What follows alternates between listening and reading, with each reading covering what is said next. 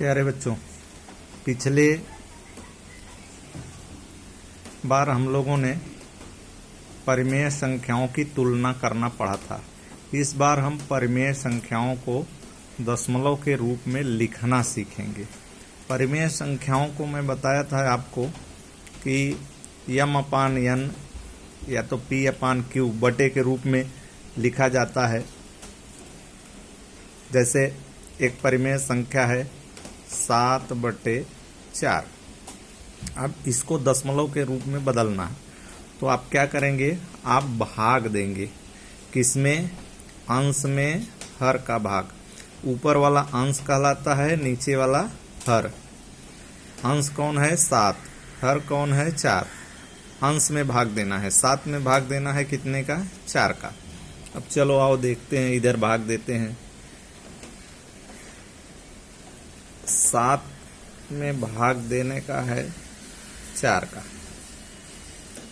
4 एक्का में 4। अब 4 घटा दिया 7 में, कितना आ गया? 3। अब 4 का भाग 3 में जाएगा? नहीं जाएगा। दशमलव बढ़ाया, 0 उतार लाया, हो गया 30।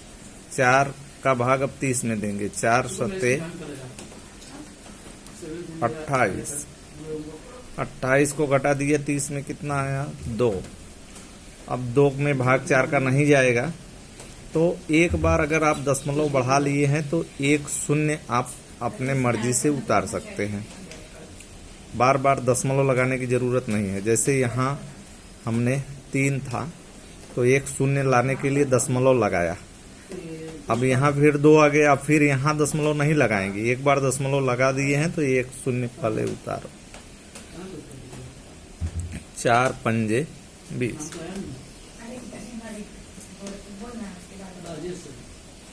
अब घट गया, 0 में 0, कुछ नहीं। ये पूरी तरह से विभाजित हो गया, तो इसे हम 7/4 को दशमलव के रूप में क्या लिख सकते हैं?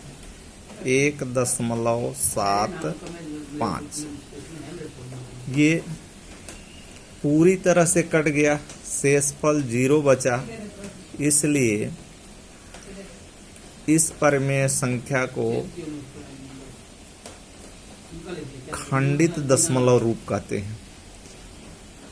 7/4 का खंडित दशमलव रूप क्या हो गया? 1.75। तो यह खंडित दशमलव रूप है।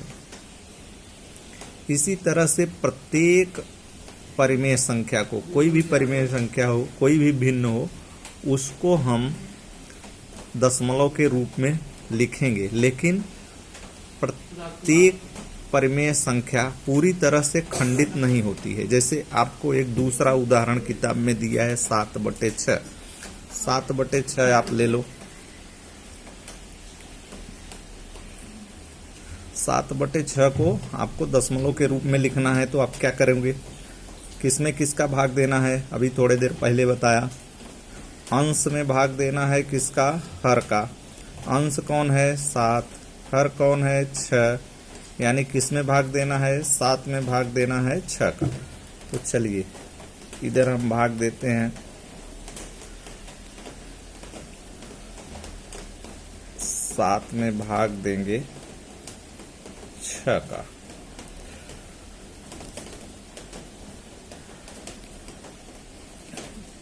6 एक्का में 6।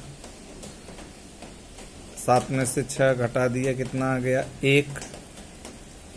अब 6 का भाग 1 में जाएगा? नहीं जाएगा। तो क्या करेंगे? दशमलव बढ़ाएंगे। दशमलव बढ़ा दिया। दशमलव बढ़ा दिया तब हम आप 1 0 उतार सकते हैं। दशमलव बढ़ाने के बाद आप 1 0 उतार सकते हैं। 1 0 यहाँ बढ़ा देंगे। फिर 6 एक्का में 6। अभी 6 घटाओगे तो कितना आ गया? 4। अब 4 में 6 का भाग जाएगा? नहीं जाएगा। नहीं जाएगा तो क्या करेंगे?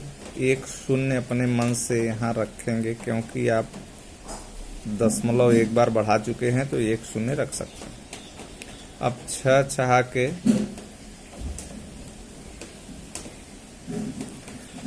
कितना हो गया 36। अब 40 में 36 घटा देंगे, फिर कितना आया 4।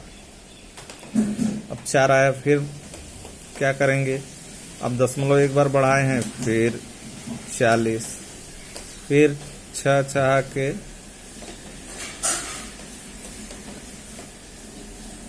6 छहा के फिर 36, फिर 4 आएगा, फिर 40 करोगे, फिर 6 छहा के फिर 36। तो इस तरह से आप देखोगे 4 आता रहेगा, मतलब ये जो 6 है वो 6 6 6 6 6 कितनी बार करो वो ऐसा ही आता रहेगा। इसे क्या कहते हैं, अखंड आवर्ती रूप। अब हम इसको कैसे लिखेंगे, हम इसको लिखेंगे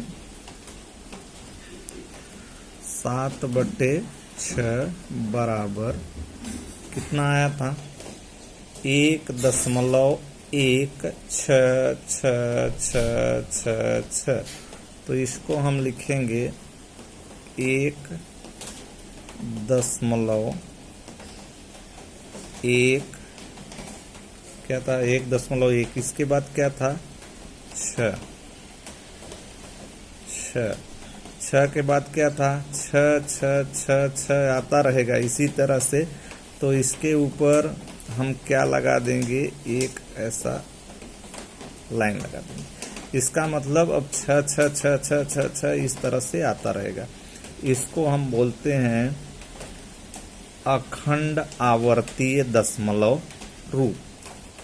तो 7/6 का अखंड आवर्ती हो जाएगा 1.166 के ऊपर एक बार का निशान लगाएंगे। एक दूसरा उदाहरण देखिए,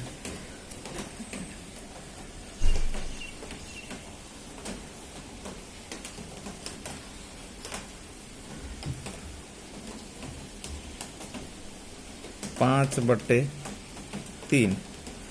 बटे तीन को करना है तो हम क्या करेंगे, 5 में भाग देंगे कितने का 3 का,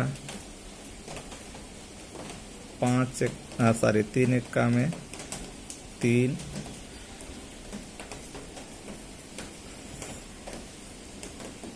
आया 2 में 3 का भाग जाएगा नहीं जाएगा, तब क्या करेंगे दशमलव बढ़ाया, इधर उतार लाया 0, 3 छक 3 छक ये 6 है, थोड़ा सा समझ लेना, 3 छक 18। एक हाथ में मोबाइल एक हाथ में कलम बराबर लाता नहीं है। 18 फिर 2, फिर दशमलव, फिर क्या करोगे 20, फिर 3 छक, फिर कितना आएगा 18 ही आएगा, फिर 2 आएगा। इसी तरह से इसमें भी 6 6 6 आता रहेगा। तब इसका उत्तर क्या होगा 5/3 बराबर 1.6। अब 6 6 बार बार आता रहेगा, यहाँ 6 6 बार बार आता रहेगा। तो इसके लिए जो हो जहां से बार बार आना चालू होगा वो संख्या के ऊपर क्या करेंगे, एक लाइन खींचेंगे। इसको क्या कहेंगे, अखंड आवर्तीय दशमलव रूप, या इसको मराठी में बोलते हैं अनवसानी। अब हिंदी में हम लोग अखंड आवर्ती दशमलव रूप ही बोलेंगे, अनवसानी याद करने में थोड़ा तकलीफ होगी। जबकि ये पहले वाला क्या था, ये पूरी तरह से क्या हो गया था, पूरी तरह से कट गया था, यहाँ शेषफल 0 आया था। तो इसको क्या बोलेंगे, खंडित दशमलव रूप। लेकिन इसको क्या बोलेंगे, अखंड आवर्ती दशमलव रूप। आवर्ती का मतलब वही चीज बार बार किसी चीज का आवर्त होने लगे, बार बार फिर वही चीज आए तो उसे आवर्ती बोलते हैं। इसलिए इसको बोलते हैं अखंड आवर्ती दशमलव रूप। अभी इसी आधार पर आप लोग प्रश्न संग्रह 1.3 में 9/37 है, 18/42 है और 9/14 है, 103/5 है। इसको आपको क्या लिखना है? परिमेय संख्याओं को दशमलव रूप में लिखना है। पहले आप 9 है, 9 में क्या करेंगे? 37 का भाग देंगे। फिर 18 में 42 का भाग नहीं जाएगा तो पहले क्या करेंगे? दशमलव बढ़ा के फिर शून्य रख लेंगे। इसी तरह से भाग देकर आप लोग ये प्रश्न संग्रह 1.3 के सवाल कीजिए और सवाल करने के बाद फिर